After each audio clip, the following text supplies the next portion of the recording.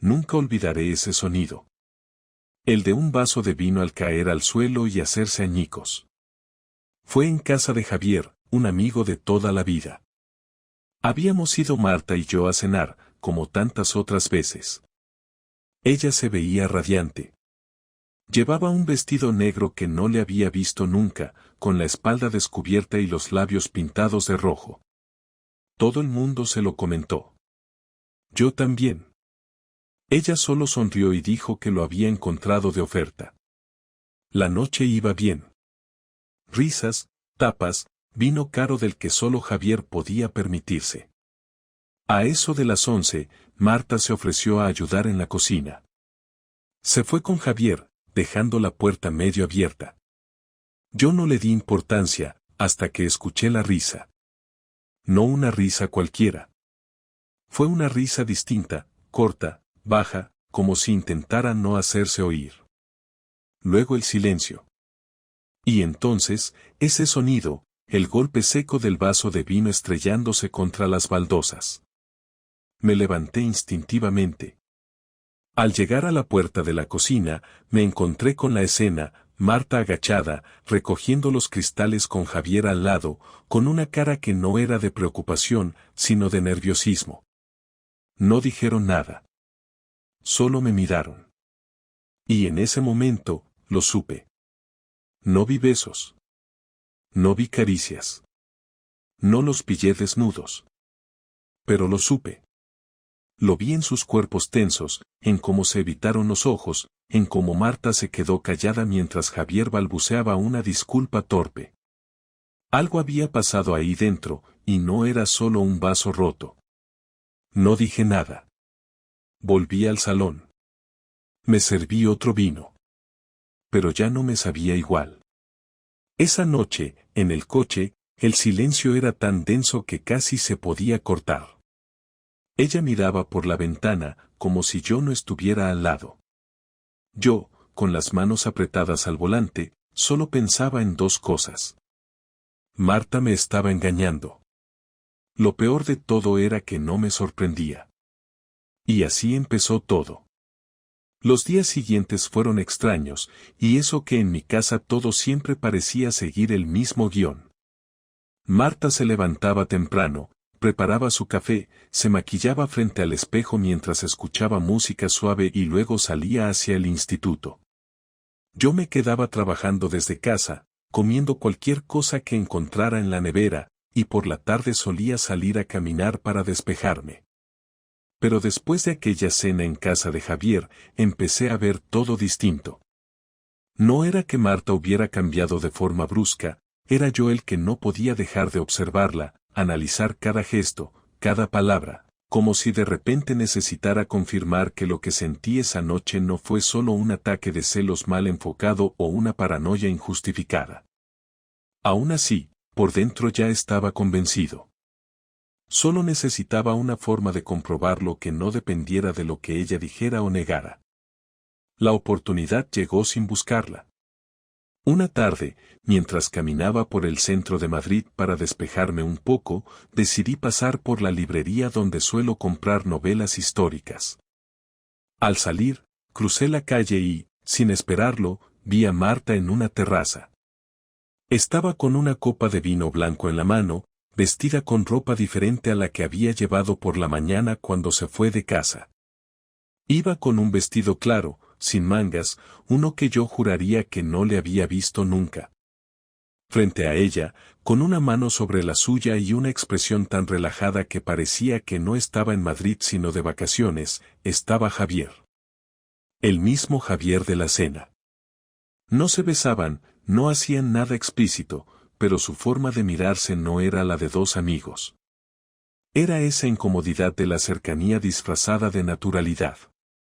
Ella soltó una risa parecida a la de aquella noche. Él dijo algo y ella le golpeó suavemente en el brazo. Fue suficiente. No me acerqué. No dije nada. Crucé la calle en sentido contrario y caminé sin rumbo durante más de una hora. No podía pensar con claridad, pero tenía claro que ahora ya no eran sospechas. La forma en que ella se comportaba con él no tenía explicación lógica si no había algo más. No era solo que compartieran un vino, era como lo hacían, como si aquello fuera una rutina para ellos. Algo que no era nuevo. Algo que no necesitaba esconderse porque, total, nadie los iba a ver. Nadie salvo yo, claro. Esa noche Marta llegó a casa como si nada. Me saludó con un beso rápido, se descalzó en la entrada y se metió directa a la ducha. Me dijo que había tenido una tarde muy pesada corrigiendo exámenes y que necesitaba relajarse. Yo estaba en el salón, con el televisor encendido sin prestar atención a nada, solo pensando en cada palabra que decía y en cómo la decía. Lo que más me jodía no era que mintiera.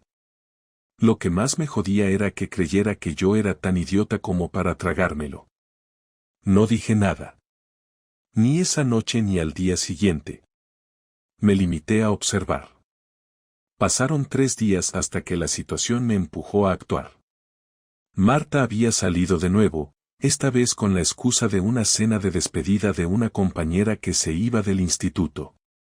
Me dijo que iba a cenar, tomar algo y que no la esperara despierto.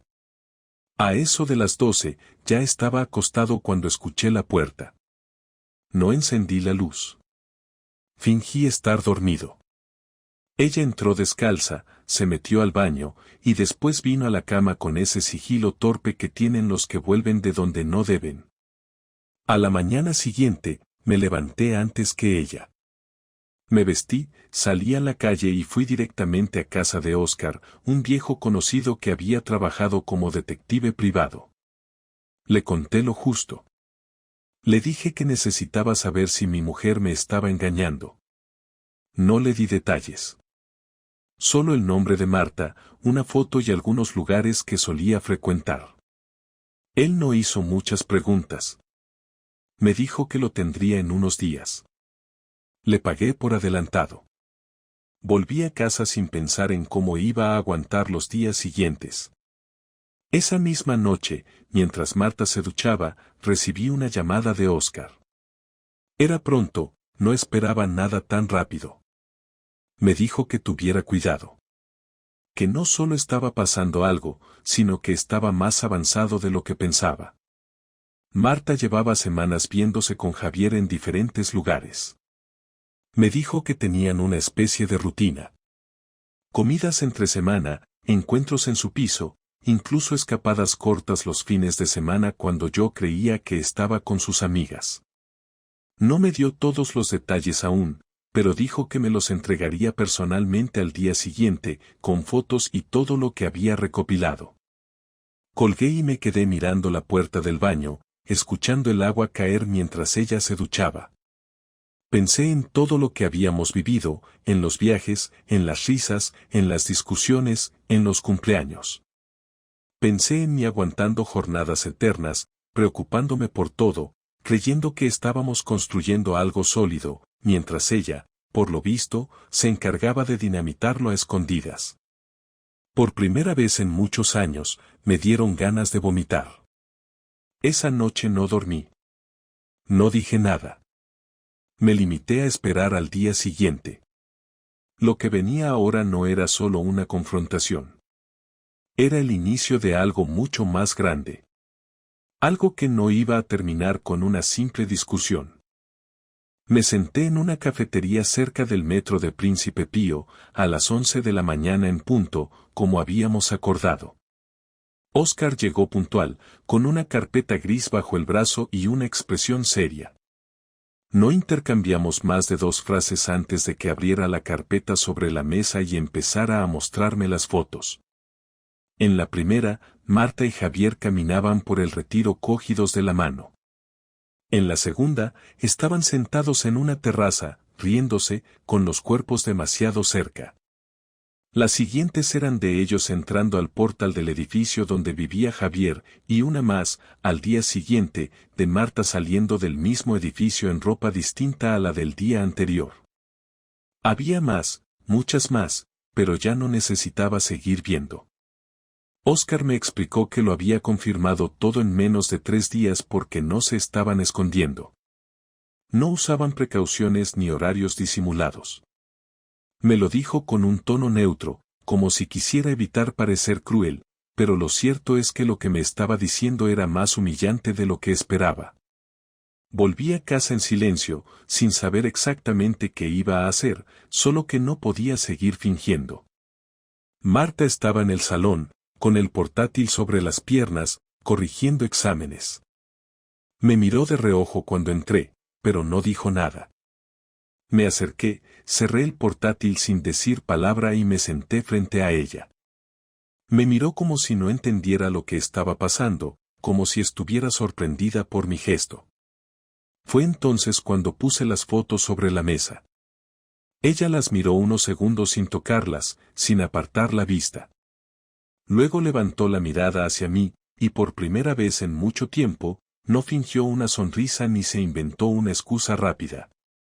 ¿Has estado siguiéndome?, preguntó con la voz tranquila, pero con una tensión evidente en el cuerpo. No te seguí yo. Pagasteis tan poco cuidado que ni hizo falta. Esto no significa lo que crees. Ah, ¿no? Le interrumpí mientras sacaba otra hoja de la carpeta, la del día que pasó la noche fuera. Se la puse delante. ¿Esto qué es entonces? No respondió. Respiró hondo, se apartó el pelo de la cara y se levantó sin tocar las fotos. Caminó hasta la cocina y se quedó allí de espaldas unos segundos, como si necesitara espacio para pensar. Yo no la seguí. Me quedé donde estaba, con la carpeta abierta, el estómago revuelto y el corazón latiendo con una fuerza que no sabía si era rabia, tristeza o ambas cosas. Al cabo de un minuto, volvió. Se sentó frente a mí otra vez, sin mirar las imágenes. Fue algo que no buscaba, empezó, con una voz mucho más suave. Pasó sin que me diera cuenta. No, no me hagas esto. No me digas qué pasó. No se te cayó Javier encima, Marta. No es un resbalón en la ducha, es algo que elegiste hacer, muchas veces además. No es tan fácil como lo estás planteando. Yo no estaba bien. Nosotros no estábamos bien. ¿Y por eso no hablaste conmigo? ¿Por eso preferiste acostarte con mi amigo? Esa última palabra la dejó helada. Mi amigo. ¿Porque lo era, o lo fue? No dijo nada. Bajó la cabeza. Le costaba mirarme a la cara y eso, en vez de calmarme, me encendía más. ¿Cuánto tiempo?, pregunté. Unos 3 meses. ¿Solo eso? No te voy a mentir. Empezó con mensajes hace más tiempo, pero solo nos vimos de esa forma desde hace 3 meses. ¿Y pensaba seguir así cuánto? ¿Hasta que yo lo descubriera o hasta que él se cansara? No lo sé. No tenía un plan. Me sentía viva de nuevo, y no supe cómo cortar. Esa frase me jodió más que todas las demás juntas. Me sentía viva. Como si todo lo que habíamos vivido no fuera suficiente para hacerla sentir así. Como si mi presencia, mi compañía, no fuera más que ruido de fondo.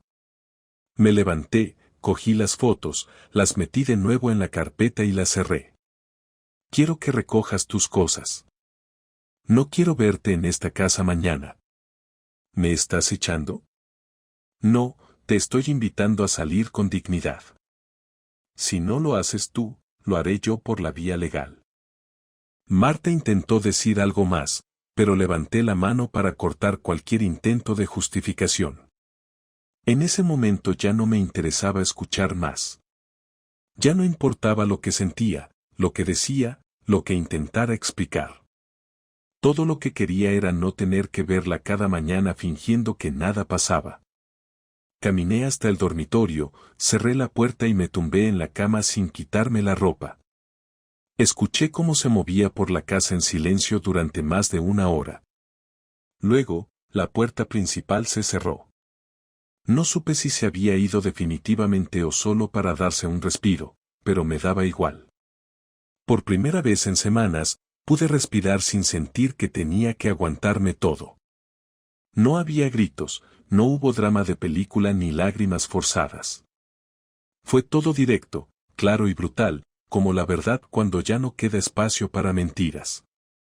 La idea de vengarme no apareció de golpe, fue creciendo poco a poco, como una de esas molestias físicas que no te das cuenta que tienes hasta que te impide dormir. No era rabia ciega, era algo más práctico, más frío. No quería hacerle daño solo por hacerle daño, quería que sintiera lo mismo que yo había sentido, decepción, humillación y pérdida. No pensaba quedarme con el papel de víctima ni cargar con las culpas de un fracaso que ella había provocado. Esa mañana, después de que Marta se marchara, empecé a escribir una lista. La titulé Cosas que me pertenecen y abajo fui apuntando cada objeto, documento y recuerdo que me interesaba recuperar o conservar. Empecé por lo material, pero pronto me di cuenta de que la lista más importante no era esa, sino otra que había en mi cabeza, la de las personas que debían saber la verdad. La mayoría de nuestros amigos eran comunes, parejas que conocimos juntos, gente del barrio, algunos profesores con los que ella trabajaba y yo también trataba de vez en cuando en cenas y cumpleaños. No quería convertirme en el tipo que va contando sus miserias, pero tampoco iba a dejar que ella inventara una versión cómoda para justificar lo que había hecho. Así que empecé a seleccionar. A su hermana, Clara, le escribí un mensaje corto. Le dije que necesitaba verla. Nos tomamos un café en una terraza cerca de su casa.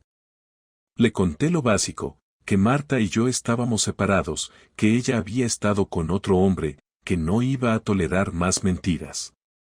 Clara se quedó en silencio, luego me dijo que no se sorprendía tanto como debería. Aparentemente, Marta llevaba meses más distante también con su familia. No le pedí que eligiera bandos, solo que supiera lo que había pasado, sin adornos. Con Javier fue diferente. No iba a mandarle un mensaje ni a llamarlo. No merecía advertencias ni explicaciones. Una tarde me presenté directamente en su trabajo. Él es fisioterapeuta en una clínica privada del centro. Me acerqué a recepción, pregunté por él con un tono amable, y cuando salió, se le borró la sonrisa al instante. No dijo nada, yo tampoco. Caminé hacia él, lo miré fijo, y cuando estuvo a menos de medio metro, le di un puñetazo directo en la mandíbula. No lo hice con rabia ni con violencia exagerada, fue un solo golpe, seco, certero, que lo tumbó al suelo. Me aparté, me giré y me marché sin mirar atrás.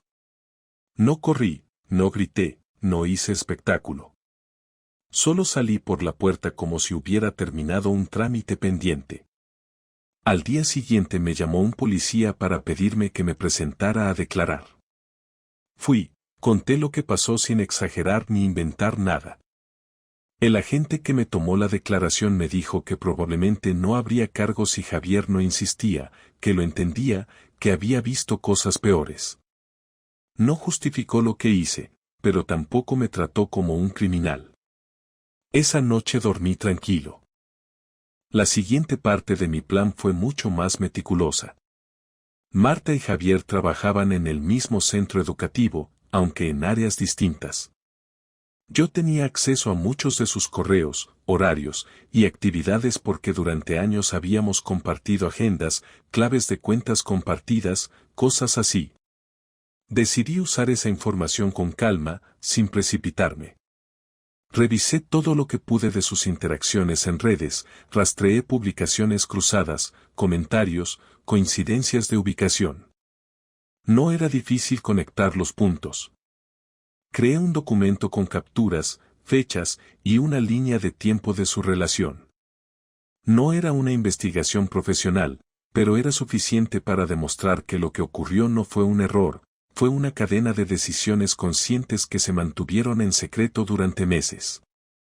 Imprimí todo en un dossier y lo envié por correo certificado a la dirección del centro donde trabajaban. No lo mandé al director directamente, sino al buzón general, sabiendo que el contenido acabaría en las manos correctas. También envié copias a la Asociación de Padres del Instituto, con una carta firmada por mí, explicando que no pretendía difamar, sino que entendieran la clase de personas que estaban involucradas en la educación de sus hijos. No usé insultos, ni amenazas, ni me escudé en el anonimato. Solo conté la verdad, clara y con pruebas. Lo que ocurrió después no lo supe al detalle, pero llegaron rumores. Una amiga en común me dijo que Javier fue apartado de su cargo durante unas semanas, que Marta pidió días libres y que al volver, su relación con los compañeros había cambiado. Ya no era la misma. Algunos dejaron de hablarle, otros la miraban con distancia. No era escándalo de portada, pero el ambiente se volvió espeso. Eso me bastaba. No quería arruinarle la vida, pero sí obligarla a vivir con las consecuencias. Mientras tanto, yo hice mis propios cambios. Vendí el coche, me mudé a otro piso más pequeño en otro barrio, di de baja la cuenta conjunta, abrí una nueva y trasladé todos los fondos que eran míos. Cambié las cerraduras del piso antiguo, el que compartíamos, y comencé el proceso legal para solicitar la disolución de bienes. Marta intentó contactarme varias veces. Al principio con mensajes largos, luego con llamadas que ignoré. Al final, me escribió una carta. La leí una sola vez. Decía que lo sentía, que se sentía perdida, que no quería perderlo todo, que no sabía cómo se había llegado a eso. No respondí. Ya no me interesaba lo que tuviera que decir. Lo que sentía ella ya no formaba parte de mi vida. Lo que me interesaba ahora era cerrar todo eso con la misma frialdad con la que ella lo había destruido. Tardé más de lo que esperaba en aceptar que el daño ya estaba hecho y que no había vuelta atrás, por mucho que intentara darle sentido a lo ocurrido. Durante semanas evité cualquier contacto directo con Marta, ignoré sus llamadas, sus correos y sus intentos de acercamiento.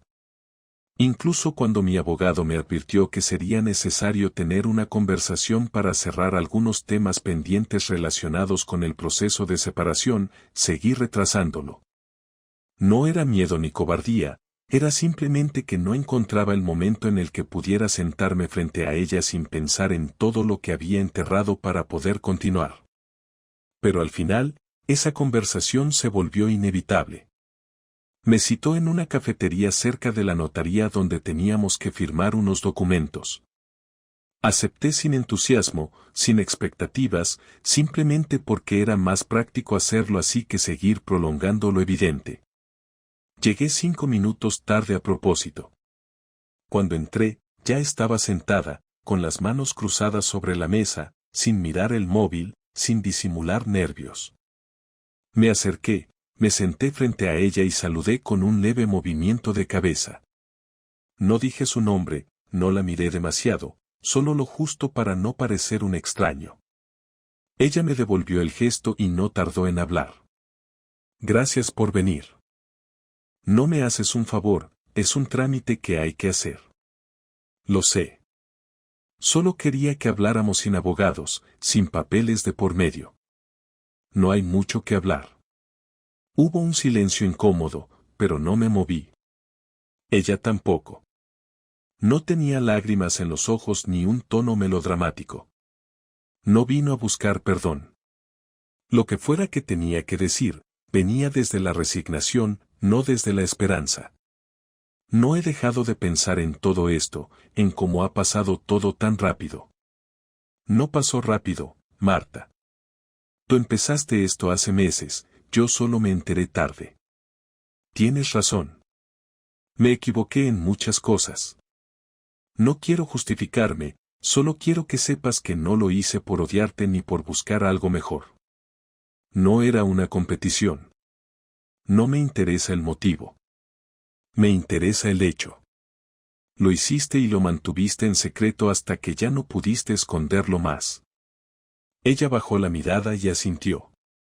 No intentó discutirlo. No intentó suavizar nada. Solo respiró hondo, como si cada palabra fuera un esfuerzo físico.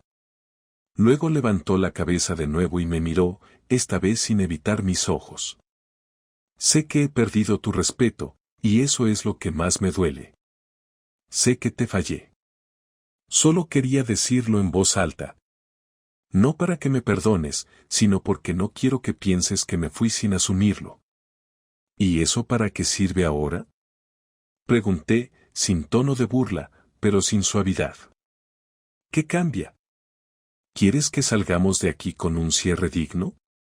¿Una despedida limpia? No va a pasar. Esto no tiene final bonito. Solo tiene final. Marta no se defendió. Asintió otra vez. Luego dijo algo que no esperaba. Me he ido del instituto. Pedí el traslado. No podía seguir allí. Tarde. El daño ya está hecho. No conmigo, con tu vida. Lo sé. Pero no quería seguir fingiendo que nada pasaba. Ya me están saliendo consecuencias por todo esto. Algunas justas, otras no. No es mi problema. Yo ya asumí las mías. Empezar de cero. Cambiar de barrio. Hablar con tu familia. Ver cómo amigos comunes me evitan para no tener que elegir. Reorganizar mi vida desde el silencio. No me vengas ahora con que tú también estás pagando el precio. No hubo respuesta inmediata. Solo la expresión tensa de alguien que sabe que ya no tiene nada que ofrecer. Luego hizo una pausa larga y me miró por última vez con una mezcla de tristeza y aceptación. No te voy a pedir que hablemos más después de esto. Solo quería que supieras que, a pesar de todo, te quise. No digas eso, Marta. No aquí. No ahora. Lo que tú entiendas por amor no es lo que yo entiendo. Y si de verdad me hubieras querido, no estaríamos aquí. Me levanté sin esperar su respuesta. Dejé unos euros sobre la mesa, no por cortesía, sino por cerrar la escena. Ella no se movió. Ni lloró, ni trató de detenerme. Tal vez porque sabía que todo lo que podía haberse dicho ya estaba dicho. Caminé hacia la notaría y firmé los papeles con la misma frialdad con la que firmo una renovación del seguro. No hubo discusión. No hubo escenas. Solo firmas, documentos y una sensación pesada que no se iba. Esa fue la última vez que hablé con Marta en persona. No volvimos a vernos. La comunicación quedó reducida a correos puntuales por asuntos legales, algunos pagos, nada más. Lo que una vez fue una vida en común se convirtió en una carpeta de archivos compartidos, un número de expediente y algunos recuerdos que todavía aparecían de vez en cuando menos los esperaba. Pasaron varios meses desde la firma del divorcio y poco a poco mi vida empezó a parecer otra. No mejor ni peor, simplemente diferente. Dejé el piso donde habíamos vivido juntos y me mudé a un apartamento más pequeño, en un barrio donde nadie me conocía, donde nadie sabía que mi exmujer había tenido una aventura con un compañero de trabajo. Empecé a hacer cosas nuevas, no por buscar distracciones, sino porque el vacío de ciertas rutinas me obligaba a llenar los huecos con algo. Me apunté a clases de cocina, no porque me gustara especialmente, sino porque necesitaba hacer algo con las manos. Dejé de ver a algunas personas que antes eran parte habitual de mis semanas. Algunos se alejaron sin explicaciones, otros intentaron mantenerse neutrales hasta que simplemente dejaron de llamarme. No les guardé rencor. Cada uno lidia con los conflictos ajenos como puede. El trabajo me sirvió de ancla. Empecé a tomar más proyectos, a aceptar más reuniones, incluso cuando no me apetecía. No era por ambición, era por estructura. Necesitaba tener cosas que hacer para no quedarme solo en casa pensando en todo lo que pasó. Al principio pensaba en Marta todos los días, no porque la extrañara, sino porque cada rincón de mi vida tenía algo de ella. Una taza en la cocina, una foto en la galería del móvil, un correo antiguo, una canción en una lista. Con el tiempo eso cambió. Empecé a recordarla menos, o al menos con menos rabia. No la perdoné, pero entendí que no valía la pena seguir cargando con una historia que ya no me correspondía. Una tarde, mientras caminaba por el retiro, me crucé con Javier. Iba solo, con una mochila al hombro, mirando el móvil. Me vio, se quedó quieto unos segundos y luego desvió la mirada y siguió caminando. No dije nada. No me acerqué. No me interesaba. Ya no había nada que decirle. Lo que tuvimos como amigos estaba roto, y no me hacía falta rematarlo. La traición que cometió no se arregla con disculpas ni con explicaciones. A diferencia de Marta, él nunca intentó justificarse ni dar la cara. Lo viví como un síntoma más de su cobardía. Aquel encuentro fugaz me confirmó que ya no necesitaba ajustar cuentas con nadie. Un mes después, recibí un mensaje de Marta. Me decía que había encontrado un nuevo piso, que empezaba en otro instituto en otra ciudad, que esperaba que pudiera rehacer mi vida y que, si algún día necesitaba algo, podía contar con ella. No respondí. No porque quisiera castigarla, sino porque realmente no tenía nada que decirle. Ya no compartíamos nada. Ni casa, ni afecto, ni proyectos. Éramos dos personas con un pasado en común que ya no tenía peso. Lo más difícil fue aprender a estar solo sin sentir que estaba incompleto. Me costó entender que una ruptura no es un fracaso personal, sino la consecuencia de decisiones de dos personas, incluso cuando una de ellas es la que arruina todo. Empecé a construir hábitos nuevos. Aprendí a vivir sin estar pendiente del teléfono, sin compartir mis días con alguien, sin buscar validación constante. Algunos días eran más fáciles que otros. Algunos domingos seguían siendo una mierda, especialmente cuando me despertaba y no tenía ningún plan. Pero incluso eso fue cambiando. El silencio dejó de ser algo molesto y empezó a convertirse en parte de mi rutina.